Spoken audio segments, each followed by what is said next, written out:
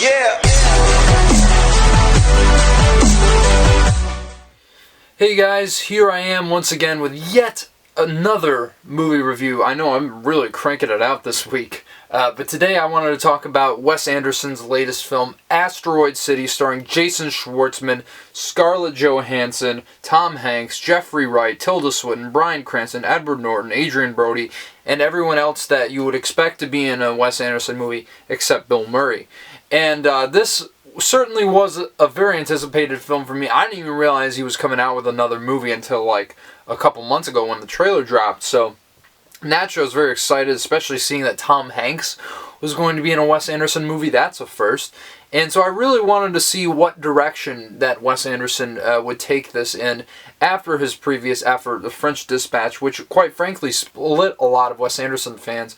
Honestly, I think it's one of my favorite of his entire filmography, which, if you remember, was one of my top 10 favorite movies of the year from 2021. Actually, I think it was in my top 5. And I was really excited because of this, but I was also a bit concerned because I heard people coming out of Cannes and seeing the movie like, oh, it's just, basically he's like creating cardboard cutouts of, his characters and his style, and it's just kind of a pastiche sort of thing, and it doesn't really have any weight to it. And look, I'll tell you where I fall on that in just shortly here, but let me get a few things out of the way right at the beginning. The production design is incredible. I'm just amazed every time, especially French Dispatch, which was obviously snubbed for a production design Oscar, which it should have rightfully won. And every time I watch Wes Anderson movies from Grand Budapest onward, I'm just amazed by the technical craft of the sets and everything that goes along with it. And also, Robert Yeoman's cinematography is probably the best I've seen all year. Just the way he pans across the landscape here of the small set out in the desert. And I also love how Wes Anderson will start a gag within a frame, and then he'll keep tracking or panning the camera, and he'll still follow through that gag and not lose sight of it even minutes later. I love little details like that. It's really, really awesome just to see the craft on display, as with every Wes Anderson movie. And look, I'll say right off the bat, I've really, really enjoyed every single one of Wes Anderson's movies up to this point, Bottle Rocket all the way through to French Dispatch.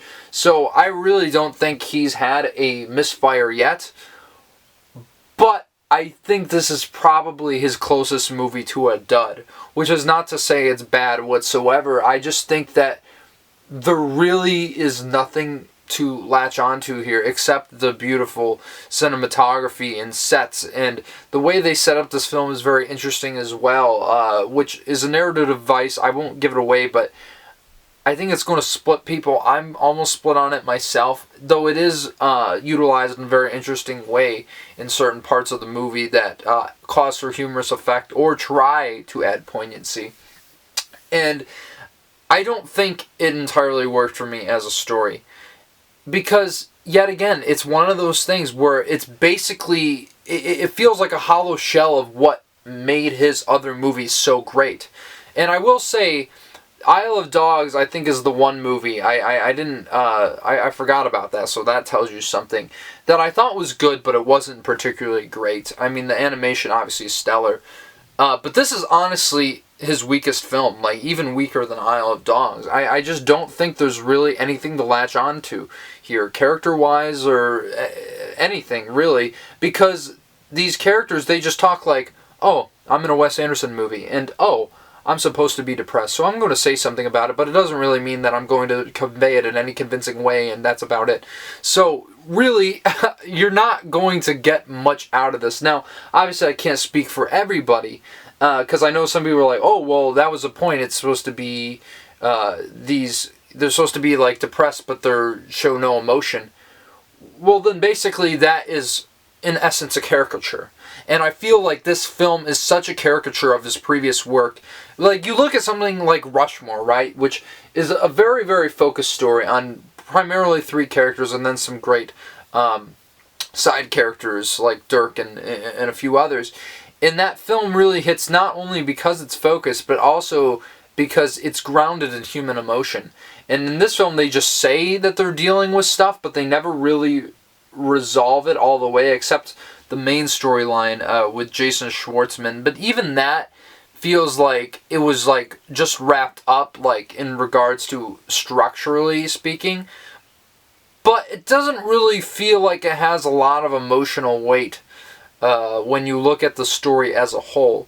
And maybe that's what he was kind of going for, especially with Jason Schwartzman's character. And I will say, I usually love Jason Schwartzman in Wes Anderson movies, but I mean, these performances are so dry to the sense that they just feel stale. And you could say almost the same thing about Scarlett Johansson in this. Tom Hanks didn't really even stand out to me either, which is a surprise. I mean, I guess the best one in the cast was Tilda Swinton.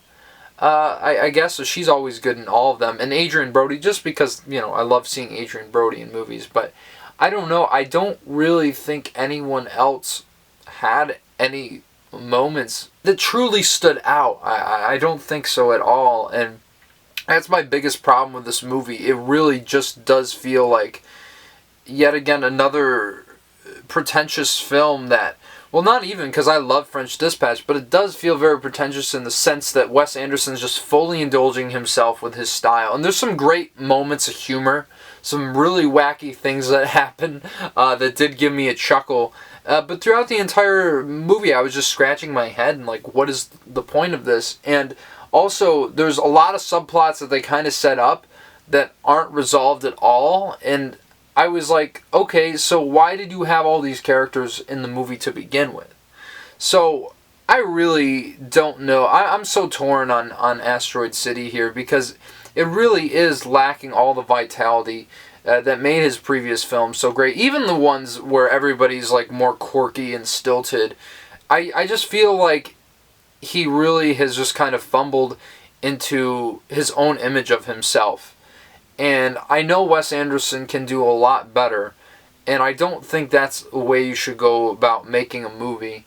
Hey, I mean, who am I to say? It's not my film, but I really hope that Wes Anderson starts to at least go back a little bit to what made him so great in the first place, what made those early films just so memorable and in a way that you could emotionally attach yourself to them. This is emotional detachment at probably its most prevalent, especially when it comes to his filmography.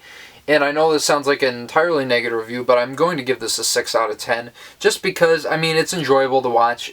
You appreciate the craft that's on display, as always with Wes Anderson movies.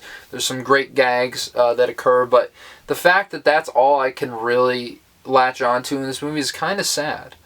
I don't know. I'm just really disappointed. One of the most disappointing movies of the year so far. And, yeah, I can't wait to see what he does next regardless. But what did you think about Asteroid City? Do you agree with me on this? I know there's a lot of people who do, but I don't know. I mean, I guess some people are still really enjoying the movie. That's cool. If you got something out of it, let me know what it was. And, you know, if you like this review, smash the like button, subscribe to the channel so you get more reviews like this. Maybe a bit more glowing, I'm hoping, in the future. But, yeah, I'd love for you to join this community here where we discuss great movies and music all the time. And, of course, stay on the lookout. There's going to be more Indiana Jones reviews on the way, and of course my video for the top 10 quotes from The Room that should be dropping on the anniversary on the 27th. So yeah guys, thank you so much for tuning in once again, and I will see y'all in the next video. Adios.